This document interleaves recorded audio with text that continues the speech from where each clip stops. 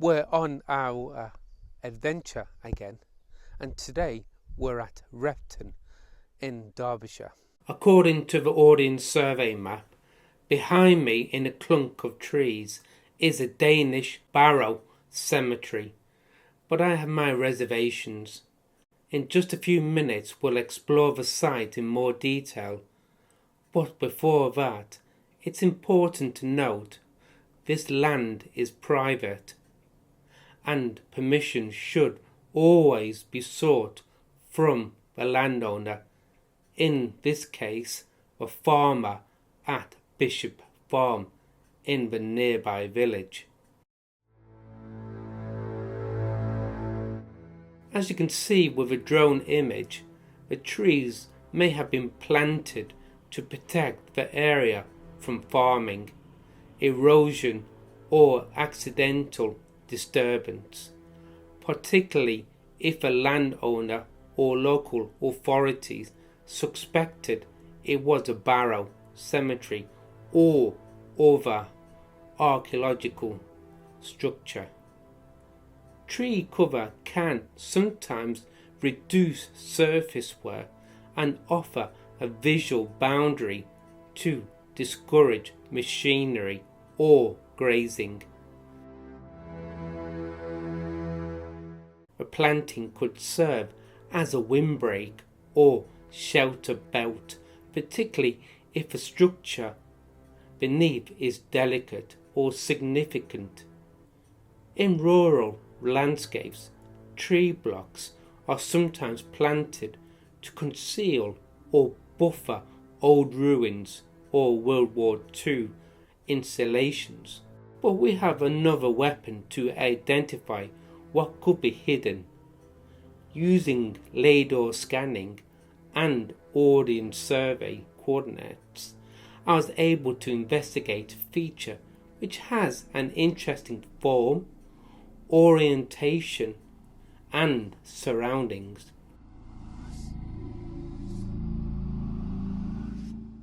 As you can see with the drone footage and the LiDAR scan, the feature is long, rectangular and appears sunken into the landscape, with rounded ends strongly resembling the footprint of a Viking Longhouse. There are indications of internal divisions, possibly representing rooms, halves or wall foundations. The central depression could be interpreted as a pit half, common in Norse architecture, or a collapsed roof over a central space. Crucially, the feature is situated in a rural landscape with no signs of industrial disturbance or post-medieval construction nearby, making modern explanations like World War II bunkers or Cold War infrastructure less likely.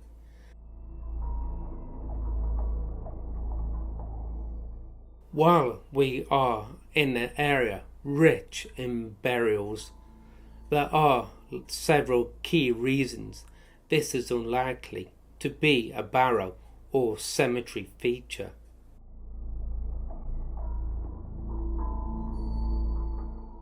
This site is much larger than a grave or mound. This feature is approximately 3:1 in proportion, a typically ratio for Viking longhouses.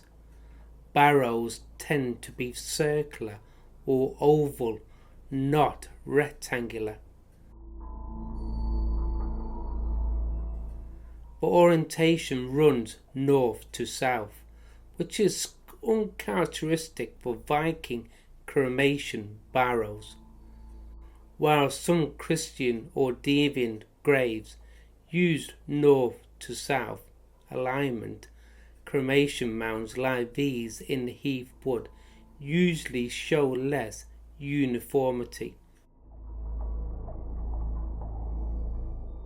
Linear depressions and sectional divides are not typical of burial mounds, which usually present as homogeneous earthworks.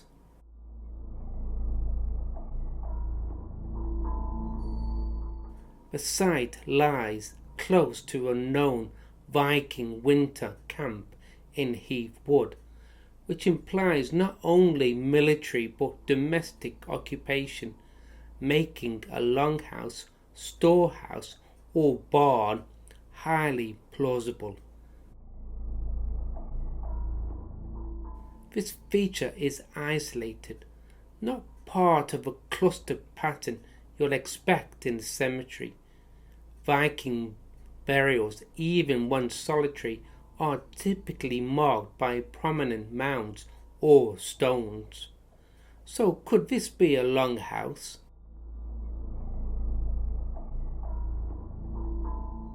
The evidence leans strongly that way.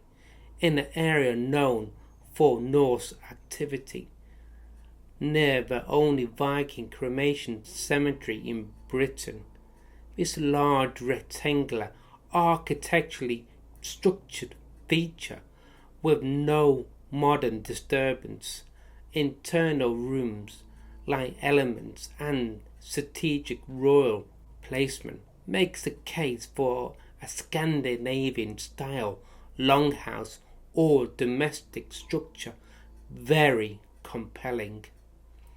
With permission, a non-invasive field survey or scan could confirm post holes, hearths or domestic debris, but from a LiDAR alone, I'll say there's a strong case for early medieval occupation.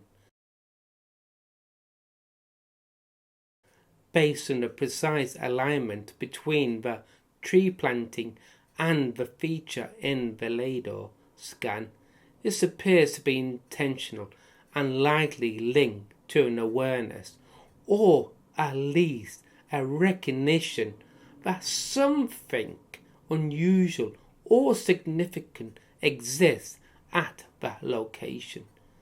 It strongly supports the idea that maybe a preserved archaeological footprint, potentially that of a Viking Age longhouse or structure protected under tree cover for long-term preservation. So thank you for watching this. If you have any information, please comment below. So thank you for watching, and I do hope you return.